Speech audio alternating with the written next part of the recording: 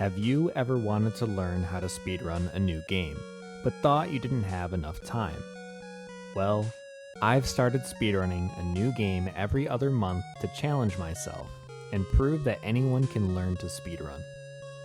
For my first 1 month challenge, I decided to speedrun an old classic that I used to play when I was a teenager. 1 year ago, this game got the remaster it deserved, sending me on my path to finally beat this game. All I had to do was ask myself one question. Do I want to be the guy?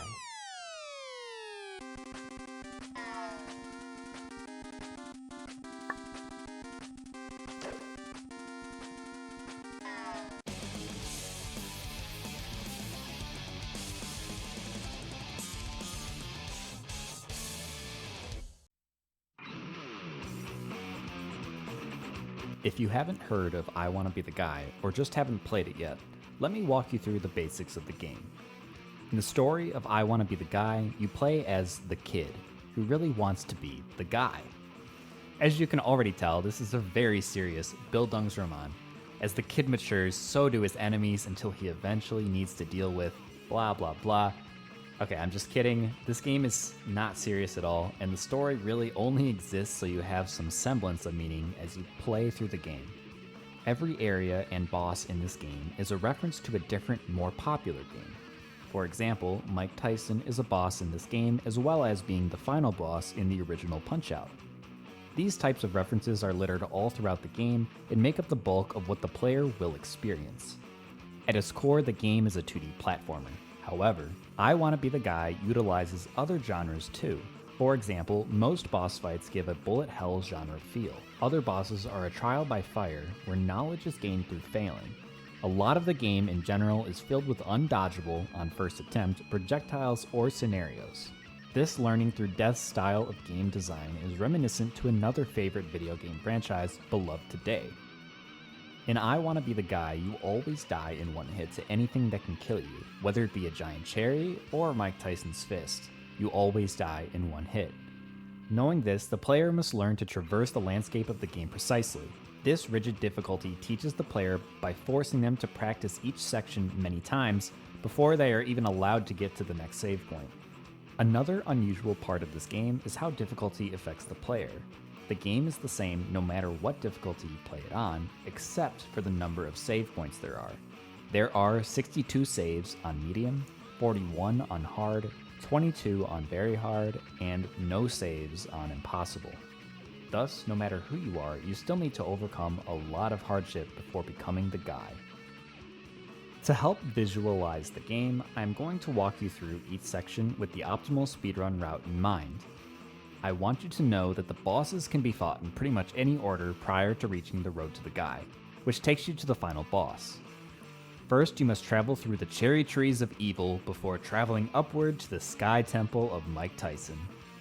Then you will crash and burn into a puddle before tackling the graveyard, which contains these absolute ball suckers, the Hawks. Narrowly surviving this, you are greeted with a fight against Mecha Birdo.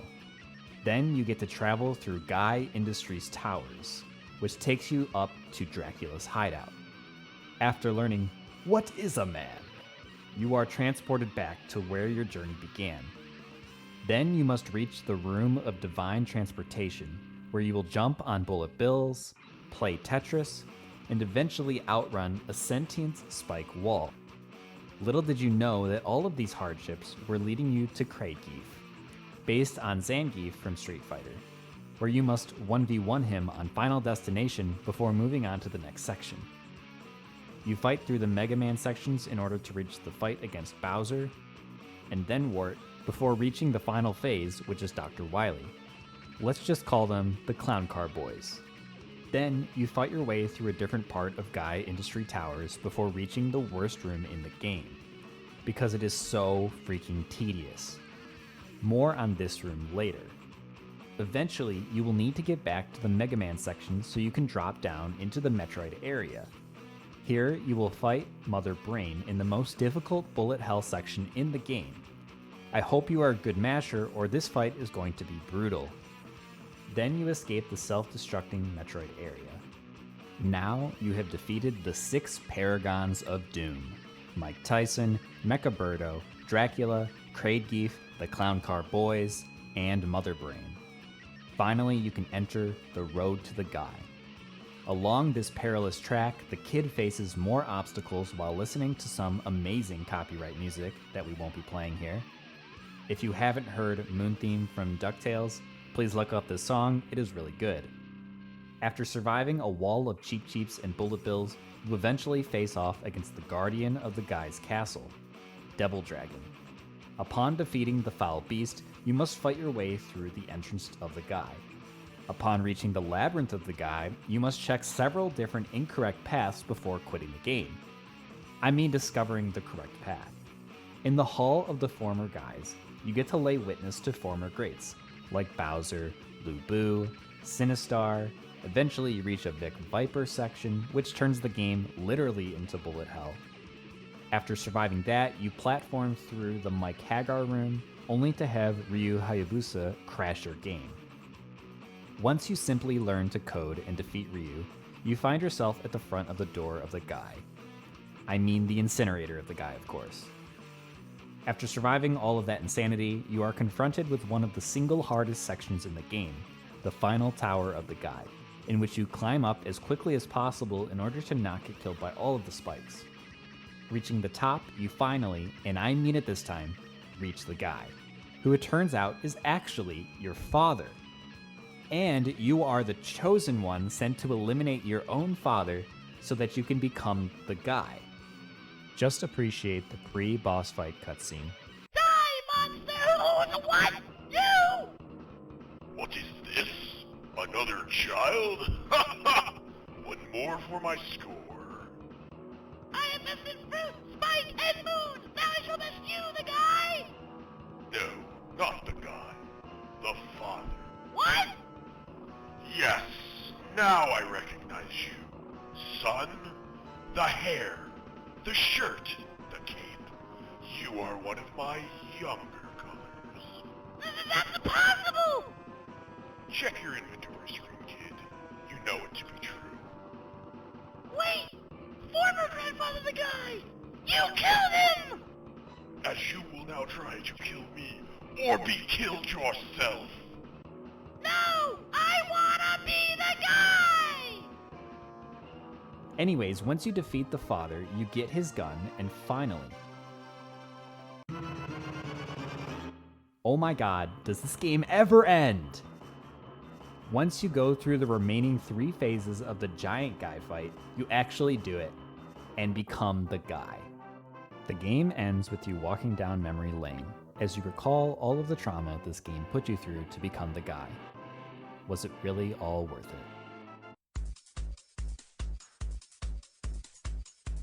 I couldn't tell you how long it took me to beat this game on my first playthrough because I had played the game on and off over the course of the last 15 years, never finishing it. Despite this, I only had 28 days in February to not only become the guy, but reach the goal I had set for myself in the 1-month challenge, to beat the game in under 25 minutes, which would also land me nicely in 3rd place on the Speedrun.com leaderboards. To get the ball rolling on this challenge, I sat down and beat the game on day 1. Great start, but it took me over 3 hours that first day, and I didn't even time or film it because I am really intelligent and forward-thinking. The next day, I did some speedruns off-stream, which went decently, and I managed to get a 1 hour and 32 minutes time. The next run was sub 1 hour, and before you knew it, I had gotten a time of 33 minutes and 59 seconds. Let's fucking go, dude.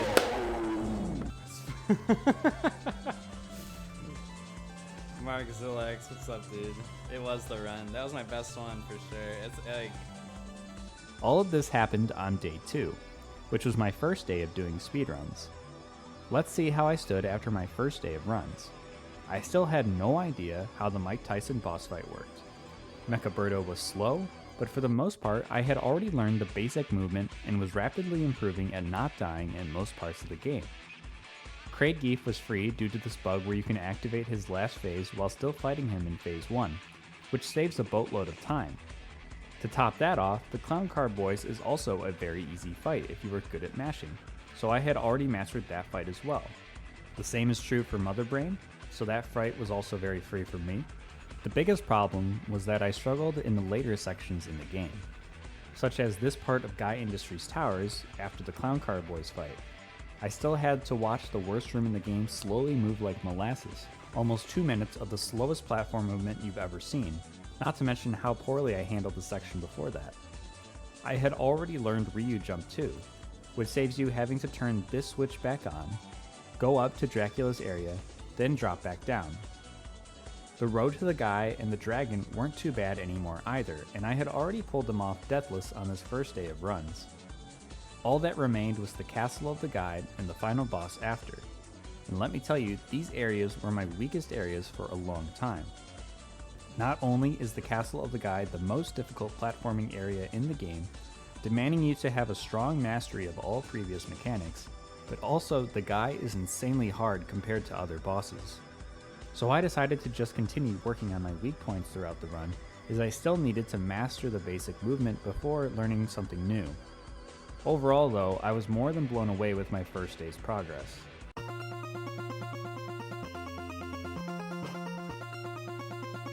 Over the next 2 days, I worked on improving my time, and found that PBs were still coming quickly. Before I knew it, I had achieved a sub 31 minute time, and the sub 30 minute time lurked right around the corner. I knew that getting sub 30 in this game would be an amazing benchmark to hit, and I gained a lot of motivation. I learned how to properly fight Mike Tyson so that he didn't waste my time anymore. I learned how to better deal with the post-Wily sections so that I didn't die anymore there either. And I had vastly improved my consistency at various Castle of the Guy sections.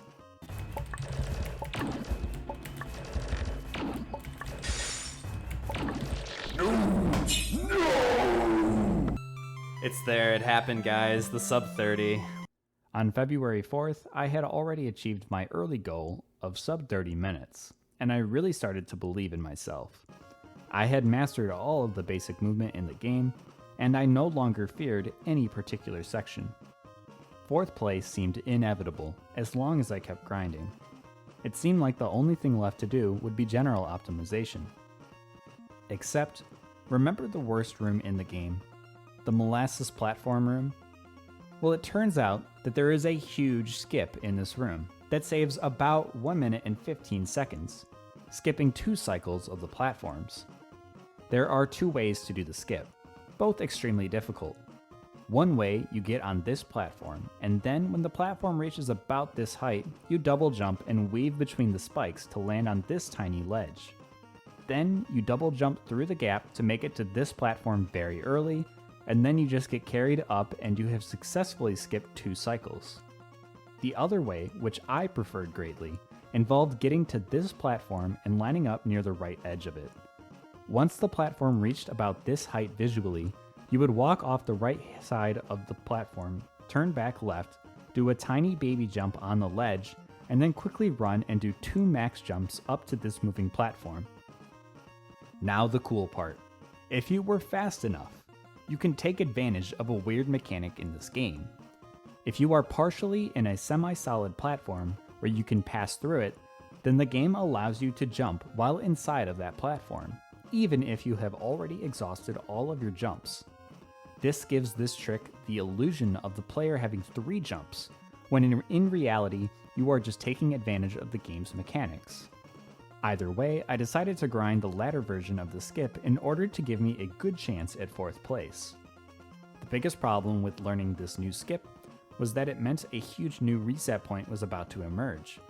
If I missed the skip, I had potential to still save time if I got the skip on my 2nd or even 3rd tries, over the intended method. But the skip was so hard that this might often be the case where I was getting it 3rd try. I was only getting the skip about 10% at best. So many runs would likely be reset at this point in the run, not to mention that the time save would not be very good if I got the skip 3rd try. With this in mind, I switched up my route of the Clown Car Boys before Mother Brain because this would put the worst room skip earlier in the run. On February 5th, I started doing runs intending to do the new skip. I got a nice run that was slightly ahead going into the worst room in the game. And then this happened. Let's fucking go, man. First try. You gotta understand, I had crazy amount of nerves at this point, as I realized that this could be the run. That was the other problem with this skip. It made you feel like this was the run every time you got it first try, so you would inevitably throw to nerves. The thing was, I did not throw this time, and I was suddenly 1 minute and 30 seconds ahead going into the dragon split. And that's what went okay. It all came down to the castle and the guy. The beginning of castle was the best I've ever had, but the breakout room did not go well. Everything after that was clean though, and I managed to clutch out a huge gold of almost 30 seconds to get 4th place. Oh, let's fucking go, man. Let's fucking go, dude.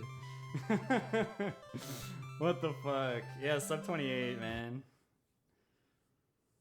Oh my god. What the fuck? Dude, I golded that last split too. I played like really, really well. Let's fucking go, man. Oh my god. What the hell?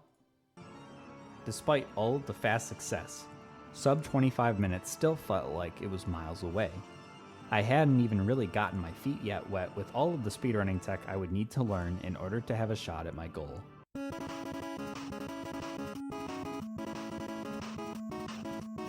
In order to improve my sum of best, a metric that speedrunners use on LiveSplit that shows the sum of all best splits for each section, I needed to start learning more difficult fast techniques. I created a list of improved strategies to practice, and I solely focused on mastering each one before returning to runs. First, I focused on faster movement through this moving spike section in the graveyard, as well as faster hawks in order to hit this platform cycle, saving about 2 to 3 seconds if done correctly. On top of that, I used this graveyard practice to work on perfecting the Mecha Birdo quick kill, which would also save about 3 seconds if done right. And I intended to skip the save after the boss fight, which would save about 1 second. Overall, this should collectively save almost 8 seconds, maybe more if done optimally. I learned the first cycle in the Dracula area and fast setup for the final room. In order to make this platform cycle, you need to move extremely fast through this section.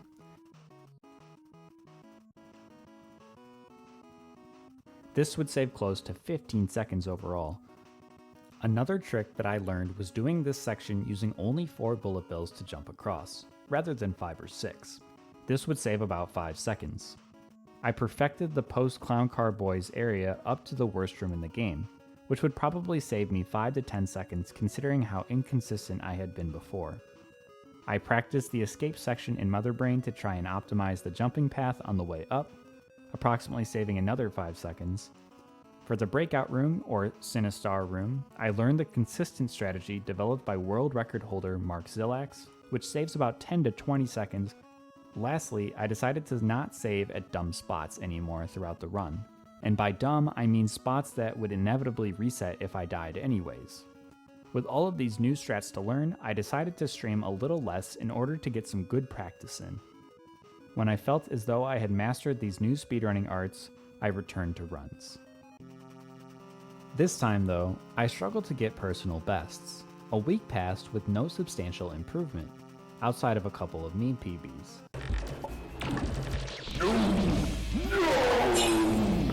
We did PB. We did. I know that it didn't look like it, but that's still winning. That's why I jumped at him.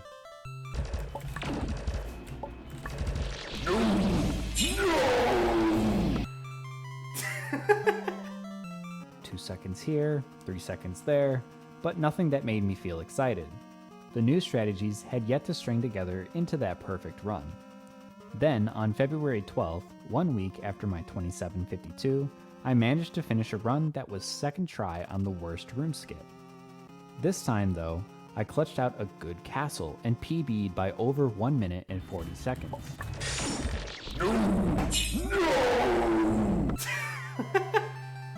Yay! Yay! Let's go! Let's fucking go, man. Alright, we fucking did it. Oh my god, so many times that I Just couldn't finish this fucking game. It really seemed like sub 25 minutes could happen at any moment, but I still needed to learn more strategies to even have a slim chance at a time like that. For the dragon fight, I learned a quick kill strategy that involved skipping the second phase, saving about 10 seconds. I also learned the save jump in the entrance of the guy's section, which would save about 10 seconds if done optimally. One other castle strat that I spent some time learning how to do is this platform cycle in the Bowser room. This trick only saves about 6 seconds, but proved to be one of the hardest tricks I had learned thus far. With these new techniques under my belt, I now thought with a nearly perfect run, sub 25 minutes could actually happen. I just needed to start grinding again. On February 20th, I got a sick meme PB of 2602.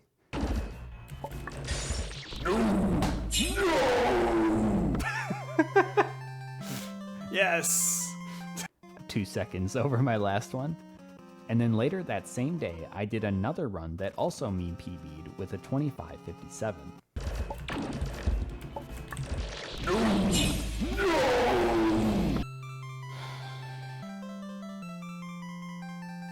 PB, boys, let's fucking go. But hey, it was my first sub 26 minute time, so it still felt pretty good. 2 days later, on February 22nd, I got another meme PB of 2554. Alright, a meme PB again. Let's go.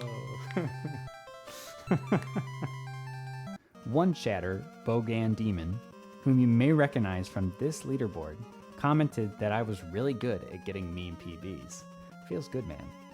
But time was quickly running out on the challenge, and I desperately needed to get a fat PB to reach my goal.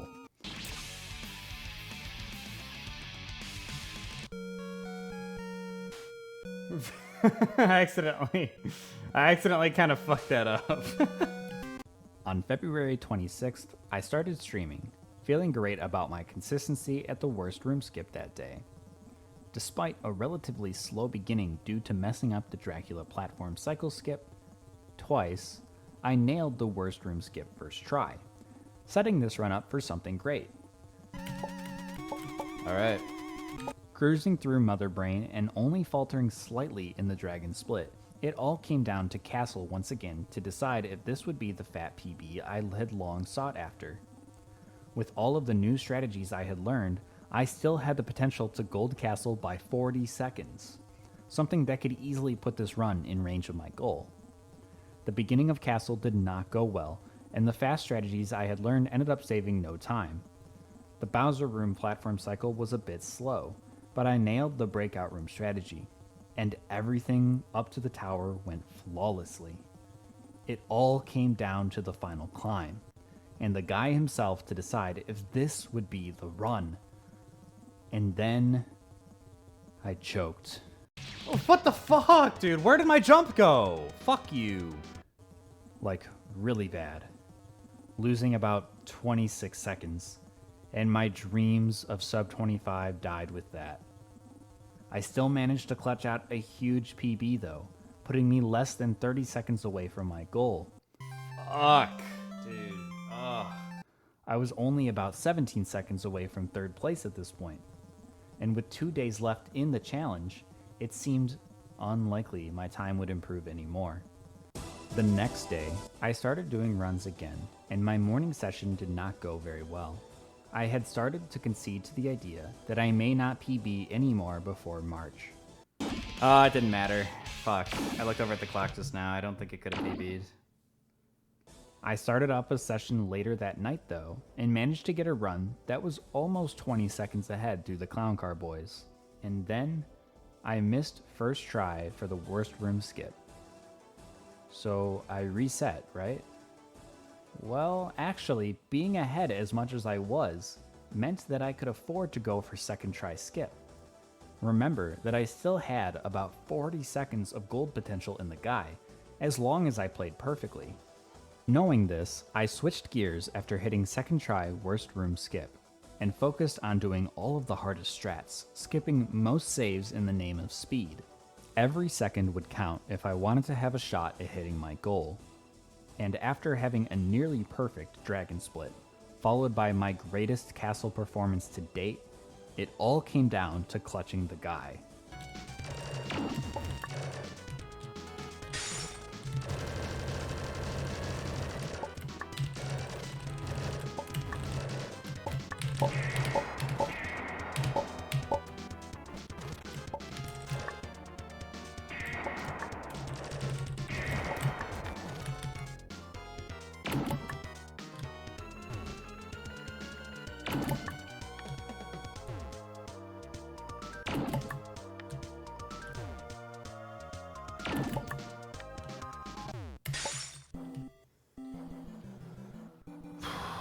Come on, let's go.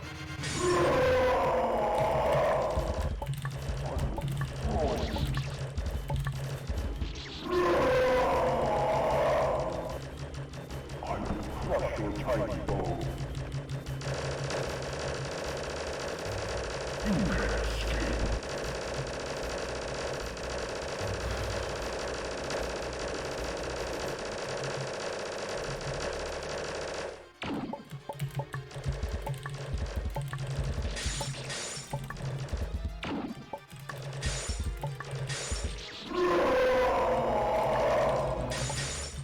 Yes, I did have sex with your mother.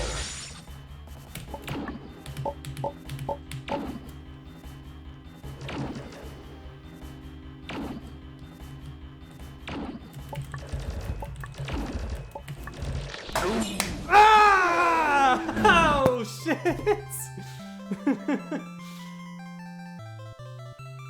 Let's fucking go. Dude, what the fuck?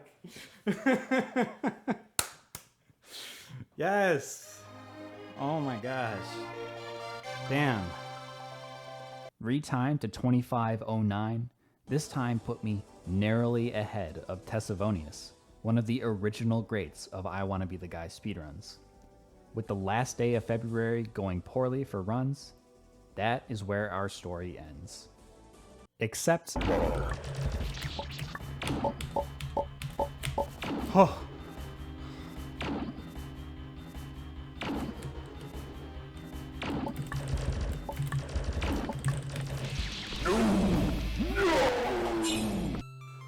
Yes, dude!